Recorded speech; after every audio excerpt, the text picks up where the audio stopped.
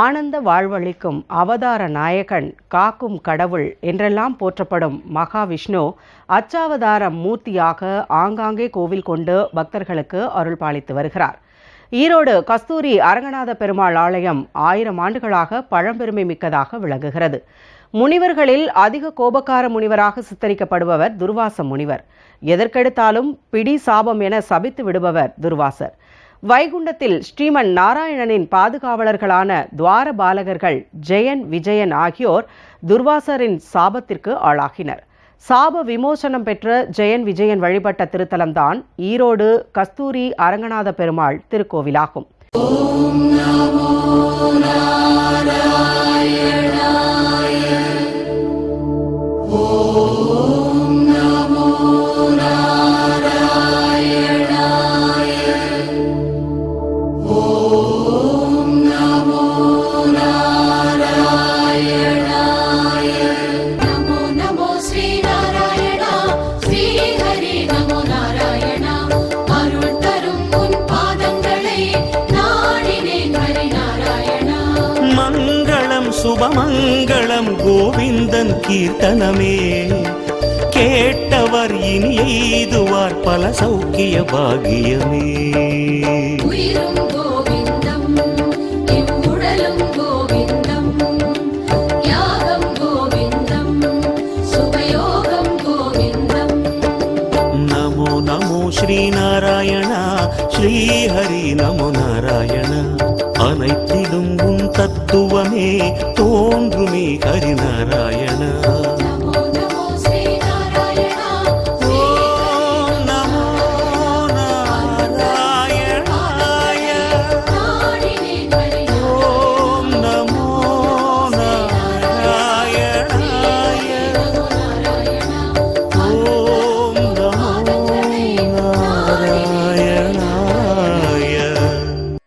ஆதிசேஷன் பாம்பனை படுக்கையில் கஸ்தூரி அரங்கநாத பெருமாள் ஆனந்த சயன திருக்கோலத்தில் காட்சியளித்து அருள் பாலிக்கிறார். பராந்தக சோழன் காலத்தில் கட்டப்பட்ட கஸ்தூரி ரங்கநாத பெருமாள் ஆலயம் பின்வந்த மன்னர்களால் திருப்பணி நடைபெற்றுள்ளது. பெரியார் ஈவேராவின் தாயாரும் கஸ்தூரி அரங்கநாத பெருமாள் கோவில் தரைத்தள திருப்பணி மேற்கொண்டார் என்பதற்கான கல்வெட்டு சான்றுகளும் உள்ளன. புரட்டாசி மாதம் முழுவதும் நடைபெற்ற திருமால் கோவில் திவ்ய தரிசனம் சிறப்பு நிகழ்ச்சியில் இன்று பழமையும் பெருமையும் மிக்க ஈரோடு கஸ்தூரி அரங்கநாத பெருமாள் மகிமைகளையும் மகத்துவங்களையும் காண்போம்.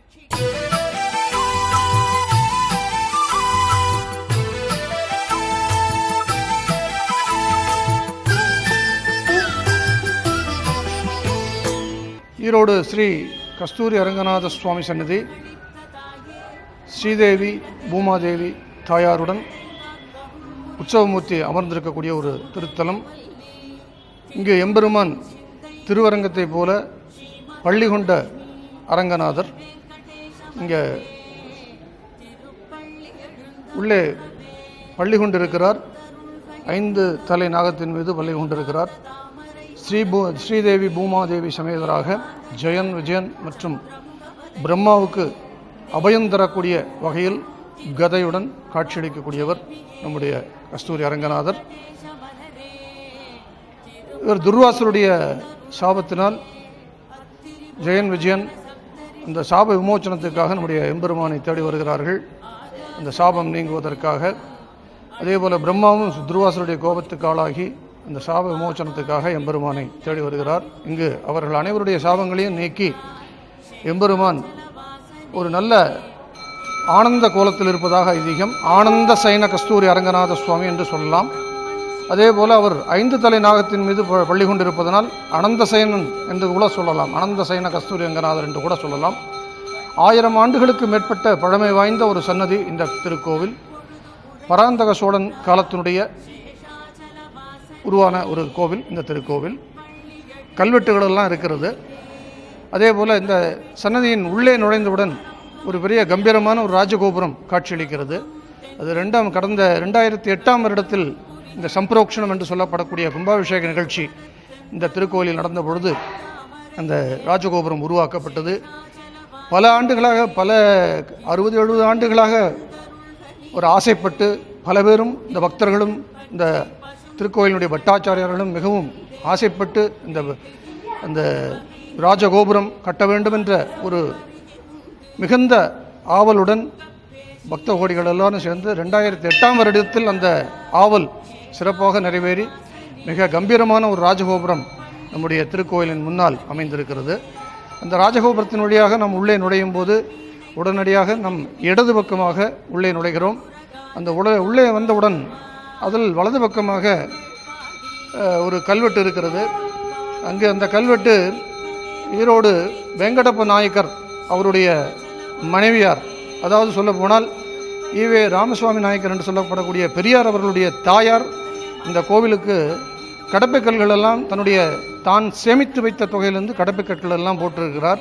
அதை பற்றி ஒரு கல்வெட்டு நம்முடைய கோவிலுக்கு உள்ளே நுழைந்தவுடன் இடது பக்கத்தில் வலது பக்கமாக ஒரு கல்வெட்டு இருக்கிறது. அவரும் அவருடைய உறவினரும் சேர்ந்து அந்த கடப்பைக்கல்லை உருவாக்கி போட்டதாக அதில் எழுதப்பட்டு இருக்கிறது. அதே போல் உள்ளே நுழைந்தவுடன் இடது பக்கமாக திருவேங்கடமுடையான் சன்னதிக்கு, முதல் திருப்பதி வெங்கடாஜலபதி அவருடைய திருவேங்கடமுடையான் என்று சொல்லப்படக்கூடிய அந்த சன்னதிக்கு நாம் உள்ளே பார்க்கிறோம். அதைத் தொடர்ந்து சக்கரத்தாழ்வார் சன்னதி என்று சொல்லக்கூடிய அந்த சன்னதிக்கு வருகிறோம். சக்கரத்தாழ்வார் என்பது எம்பெருமானுடைய ஸ்ரீ கஸ்தூரி அரங்கனாருடைய சங்கு சக்கரம், அதில் சக்கர அம்சமாக இருக்கக்கூடியவர் திருமழிசை ஆழ்வாருடைய அம்சமாக இருக்கக்கூடியவர் இந்த சக்கரத்தாழ்வார். மிகுந்த வல்லமை பொருந்தியவர் இந்த சக்கரத்தாழ்வார். மிகுந்த அவருடைய, அதாவது இந்த ஹோமங்கள் செய்யும் பொழுது சுதர்சன ஹோமம் என்று சொல்லுவோம். அந்த சுதர்சன சக்கரத்தினுடைய வலிமை மிக அதிகமானது. அந்த மந்திரங்கள் சொல்லும்போது கூட ஓம் ஐம் ஸ்ரீம் ஹ்ரீம் க்ளீம் கிருஷ்ணாய கோவிந்தாய கோபீஜன வல்லபாய பராய பரமபுருஷாய பரமாத்மனே பர கர்ம மந்திர யந்திர தந்திர ஔஷத அஸ்திர சஸ்திராணி சம்ஹர மிருத்யோர் மோச்ச மோச்ச ஓம் நமோ பகவதே மகாசுதர்சனாய தீத்ரே ஜுவாலாபரேதாய சர்வதிக்ஷோபனகராய கும்பட் பிரம்மணே பரஞ்சோதிஷே நமக என்று சொல்லக்கூடிய வகையில் இந்த மந்திரத்தினாலோ யந்திரத்தினாலோ தந்திரத்தினாலோ மருந்தினாலோ வரக்கூடிய அனைத்து அல்லல்களையும் நீக்கக்கூடியவர் இந்த சக்கரத்தாழ்வார் என்று சொல்லக்கூடிய சுதர்சனர். அவர் அந்த வல்லமை பொருந்தியவர். எம்பெருமானுடைய வல்லமையை விட அவருடைய சக்கரம் மிகுந்த வல்லமை பொருந்திய. எம்பெருமான் நினைப்பதற்குள் அந்த சக்கரம் முடித்து விடக்கூடிய ஒரு வேகத்தை கொண்டது அந்த சக்கரம். அந்த அளவில் அந்த சக்கரத்தாழ்வாருக்கு ஒவ்வொரு வருடமும் மிகச்சிறப்பாக சித்திரை மாதத்தில் அவருக்கு மிகச்சிறப்பாக இந்த சுதர்சன ஹோமம் மிக பிரம்மாண்டமாக நம்முடைய திருச்சன்னதியில் கடந்த 4-5 வருடங்களாக மிக அற்புதமாக நடந்து கொண்டிருக்கிறது. நம்ம பக்த கோடிகளுடைய எல்லோரும், பல ஆர்வலர்கள் எல்லோரும் சேர்ந்து மிகச்சிறப்பான முறையில் அந்த சுதர்சன ஹோமத்தை பிரம்மாண்டமான அளவில், இது வேறெங்கும் நடக்கிறதா என்ற அளவுக்கு மிக பிரம்மாண்டமான அளவில் ஒரு 25 வேத விற்பனர்களை கொண்டு அற்புதமாக நடந்து கொண்டிருக்கிறது. அதன் மூலமாக பல பக்தர்கள் பல நற்பயன்களை அவர்களுடைய பிரார்த்தனைகளில் நிறைவேற கண்டிருக்கிறார்கள். அந்த அளவுக்கு மிகச்சிறப்பான ஒரு ஹோமம் வருடம் நடைபெற்று கொண்டிருக்கிறது. சுதர்சனருடைய ஒவ்வொரு மாதமும் சித்ரா நட்சத்திரத்தில் சுதர்சனருக்கு திருமஞ்சன அபிஷேகம் என்று சொல்லப்படக்கூடிய திருமஞ்சனம் மிகச்சிறப்பாக நடைபெற்று கொண்டிருக்கிறது. அவருக்கு பின்னாலேயே இருக்கக்கூடியவர் நம்முடைய நரசிம்ம சுவாமி. நரசிம்மர் சுவாதி நட்சத்திரம். ஒவ்வொரு மாதமும் சுவாதி நட்சத்திரத்தில் நரசிம்மருக்கு திருமஞ்சனம் இந்த திருச்சன்னதியில் நடைபெற்று கொண்டிருக்கிறது. அந்த அளவுக்கு நரசிம்மரும் மிக வலிமை பொருந்தியவர், பலம் வாய்ந்தவர். எல்லா சன்னதிகளிலுமே இந்த சுதர்சன சக்கரத்தாழ்வார் இருக்கக்கூடிய அந்த பிம்பத்துக்கு பின்னாலேயே நரசிம்மரும் பெற்றிருப்பார். 2 பேரும் இணைந்திருக்கக்கூடிய ஒரு தோற்றத்தினம் எல்லா சன்னதிகளிலுமே பார்க்கலாம். அந்த அளவுக்கு இந்த சக்கரத்தாழ்வார் தரிசனம் செய்த பின்னர் அதுக்கு பின்னால் இருக்கக்கூடிய பின்வழியாக நம் நரசிம்மரை சேவித்த பின்னர் அப்படியே தொடர்ந்து செல்கிறோம்.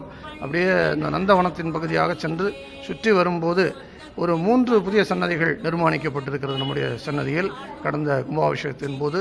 அதாவது லக்ஷ்மி ஹயக்ரீவ சுவாமி என்று சொல்லக்கூடிய இந்த கல்வி கடவுள், அவருக்காக ஒரு சன்னதி நிர்மாணிக்கப்பட்டிருக்கிறது. இந்த லக்ஷ்மி ஹயக்ரீவரை தேர்வு நேரங்களிலும் மற்ற நேரங்களிலும் குழந்தைகளும் பெரியவர்களும் வந்து அவரோட வேண்டிக் கொண்டு அவருடைய வேண்டுதல்கள் சிறப்பாக நிறைவேறக்கூடிய அளவுக்கு மிக வலிமை வாய்ந்தவராக அவர் அங்கு வீற்றிருக்கிறார்.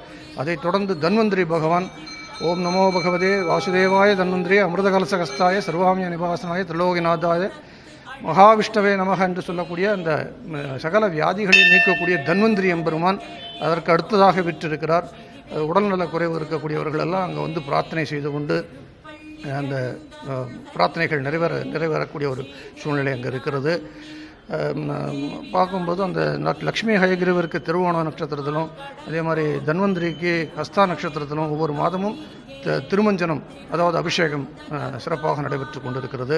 அதைத் தொடர்ந்து சேனை முதலியார் என்று சொல்லக்கூடிய சேனையாருடைய சன்னதி இருக்கிறது. இந்த சேனையார் என்பவர் எம்பெருமானுடைய சேனை என்று சொல்ல வேண்டும். எம்பெருமான் எங்கே சென்றாலும் அவர்தான் முன்னால் வரக்கூடியவர். ஸோ அவருக்கு பாதுகாவலராக இருக்கக்கூடியவர். ஸோ அந்த விதத்தில் இந்த திருத்தேர்களெல்லாம் நடக்கும்போது இந்த சேனை முதலியார் முன்னால் இருப்பார். எம்பெருமானுக்கு முன்னால் தேருக்கு முன்னால் அவர்தான் வருவார். ஸோ அந்த சேனை முதலியாருடைய சன்னதி அடுத்ததாக அமைந்திருக்கிறது.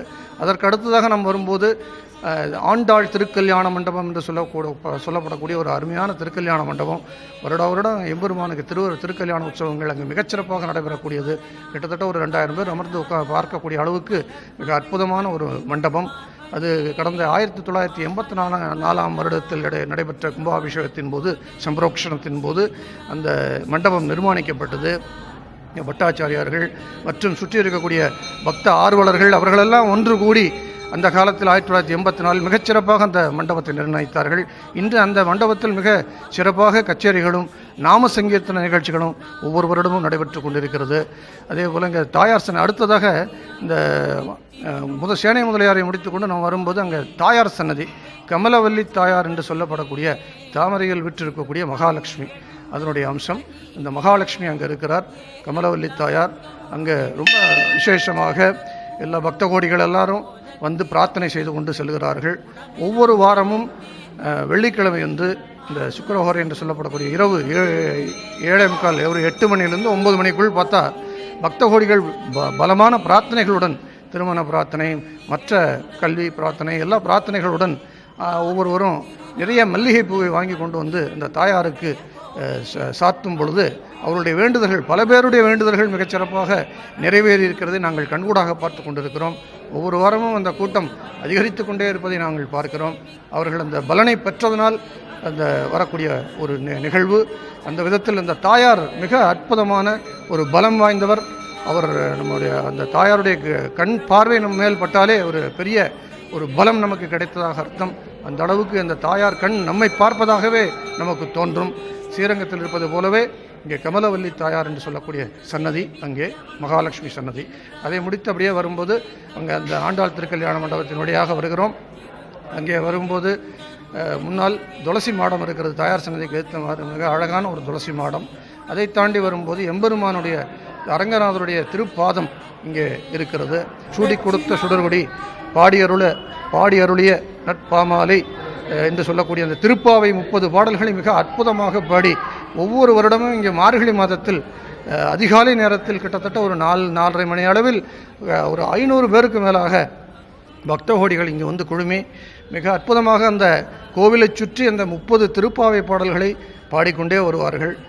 தமிழ் பாடல்கள் தமிழுக்கு ஏற்றம் தந்து அந்த திருப்பாவை பாடல்களை பாடி வந்து எம்பெருமானை தரிசித்து சாற்றுமுறை என்று சொல்லக்கூடிய எம்பெருமானுக்கு சாற்றுமுறை நிகழ்த்தி பிரசாதத்தை வாங்கி அருந்தி செல்லக்கூடிய ஒரு நிகழ்வு ஒவ்வொரு மார்கழி மாதமும் மிகச்சிறப்பாக நடைபெறுகிறது. ஸோ அந்த ஆண்டாள் சன்னதி அங்கே உட்புறம் கர்ப்ப கிரகத்திற்கு செல்லும் முன்னர் இடதுபுறமாக ஆண்டாள் சன்னதி அமைந்திருக்கிறது. அதனுடைய வலதுபுறம் பார்க்கும்பொழுது வேணுகோபாலன் சன்னதி பாலகிருஷ்ணன் வெண்ணையுடன் கூடிய வெண்ணையை கையில் ஏந்திய பாலகிருஷ்ணன் அங்கே இருக்கிறார். அதே போல் இங்கே எம்பெருமான் வீற்றிருக்கக்கூடிய அந்த கர்ப்ப கிரகத்திற்கு நாம் நுழைவதற்கு முன்பதாக அவருக்கு எதிராக கருடன் சிறிய திருவடி என்று சொல்லக்கூடிய சிறிய திருவடி பெரிய திருவடி என்று சொல்லக்கூடிய கருடனும் ஆஞ்சநேயரும் சிறிய திருவடிகள் பெரிய திருவடிகள் என்று சொல்லுவோம். அந்த விதத்தில் கருடன் எம்பெருமானுடைய வாகனம். கருடனுடைய அந்த சன்னதி திருச்சன்னதி எம்பெருமானை பார்த்த மாதிரி அந்த கர்ப்பகிரகத்தை பார்த்த மாதிரி நேரே அமைந்திருக்கிறது. ஸோ அவருடைய கருடனையும் நாம் பணிந்து அவருடைய அருளையும் பெற்று நாம் உள்ளே செல்கிறோம். உள்ளே செல்லும்போது அங்கே முன்னால் நம்ம துவாரபாலகர்கள் இருவரும் அவர்களுடைய அனுமதியை பெற்று நாம் சன்னதிக்குள் செல்கிறோம். சன்னதிக்குள் செல்லும்போது அங்கே இடது பக்கத்தில் வரதராஜ பெருமாள் என்று சொல்லக்கூடிய பழைய மூலவர் அங்கே உற்சவமூர்த்தி மூலவமூர்த்தியாக இருக்கிறார். அதை எல்லோரும் தரிசித்து கொண்டே உள்ளே செல்கிறோம். உள்ளே சென்ற பின்னர் உள்பிரகாரம் இருக்கிறது. உள்பிரகாரத்தின் வழியாக உள்ளே போயிட்டு வந்தால் அப்படியே நம்ம இந்த கோபுர தரிசனம், மூலவருடைய கோபுர தரிசனம் நாம் பார்க்கக்கூடிய ஒரு வாய்ப்பு, சிறப்பான ஒரு வாய்ப்பு நமக்கு கிடைக்கும். அதை தரிசனம் செய்துவிட்டு உள்ளே வரும்போது உள்ளே செல்கிறோம் கர்ப்ப கிரகத்திற்கு. அங்கே அந்த கர்ப்ப கிரகத்தில் தான் இந்த ஆனந்த சயன கஸ்தூரி ரங்கநாத பெருமான் வீற்றிருக்கிறார். அவர் நான் ஏற்கனவே சொன்னது போல துர்வாசர் பிரதிஷ்டை செய்ததாக ஐதீகம்.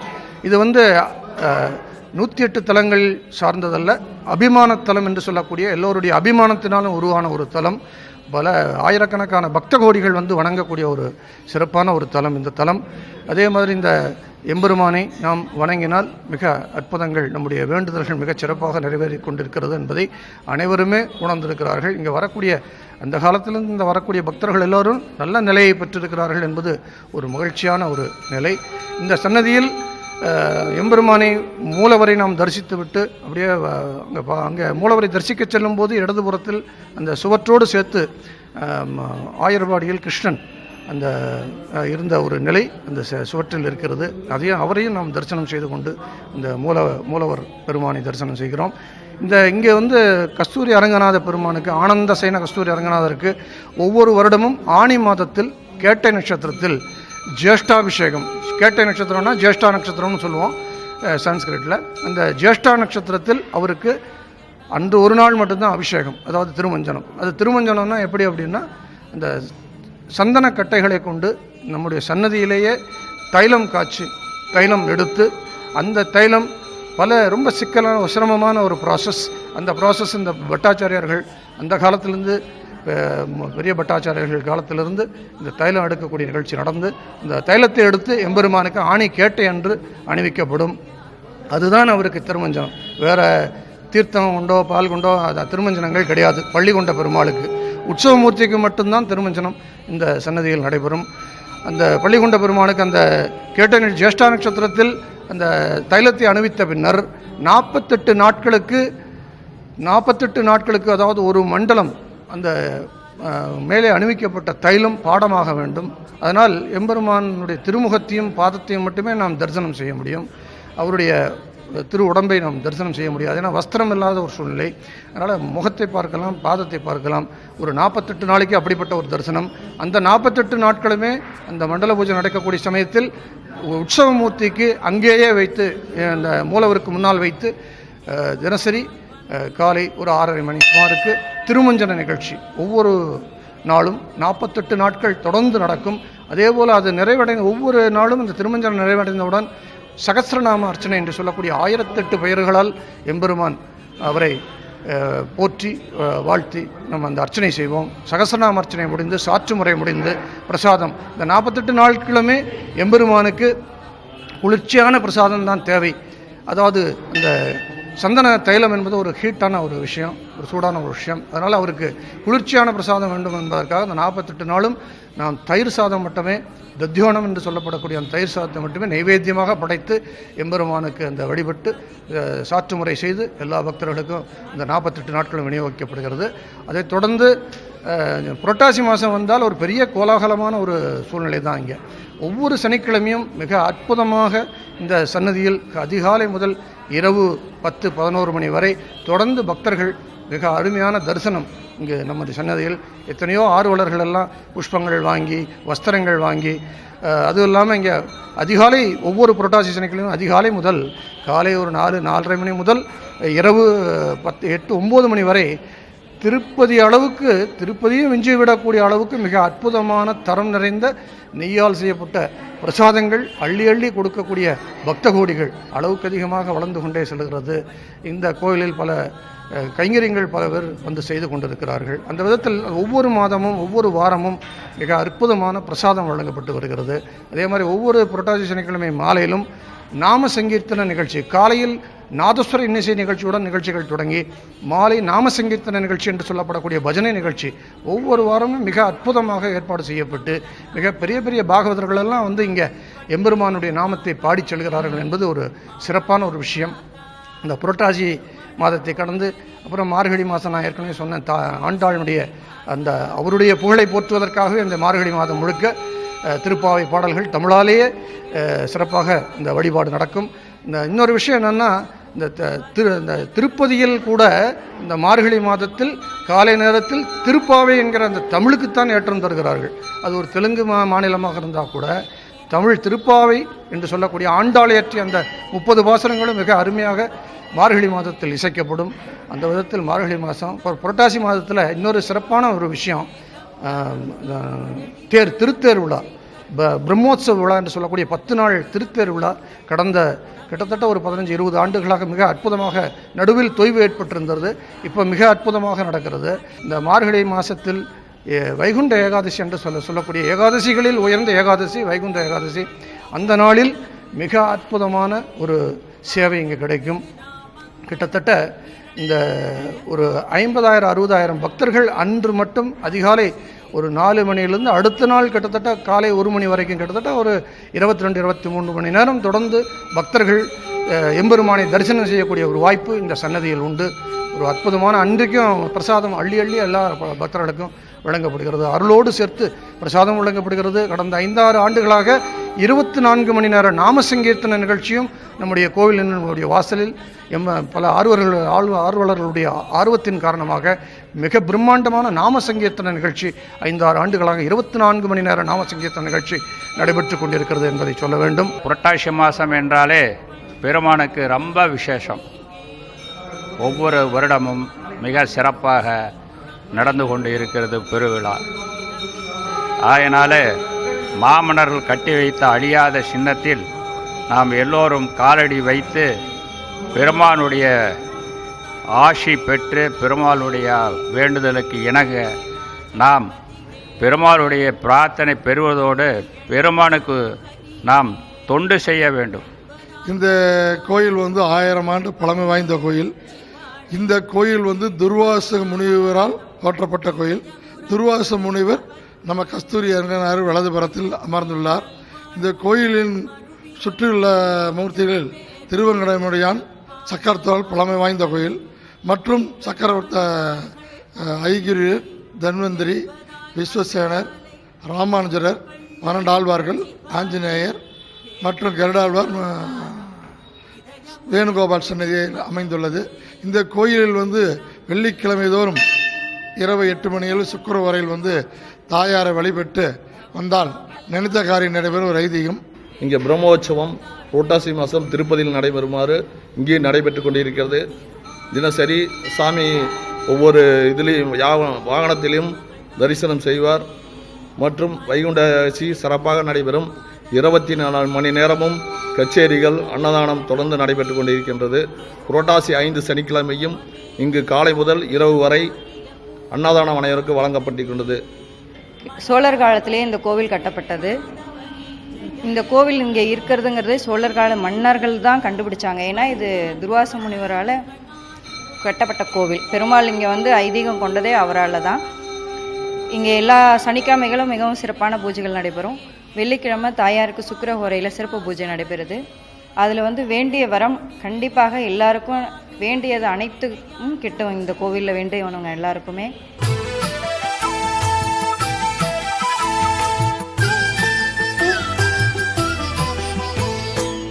புரட்டாசி மாதம் முழுவதும் புகழ்பெற்ற திருமால் கோவில் திவ்ய தரிசனம் சிறப்பு நிகழ்ச்சியில் இன்று பழமையும் பெருமையும் மிக்க ஈரோடு கஸ்தூரி அரங்கநாத பெருமாள் திருக்கோவிலின் மகிமைகளையும் மகத்துவங்களையும் பார்த்தோம். நாளை வேறொரு புகழ்பெற்ற திருமால் கோயிலை தரிசிப்போம்.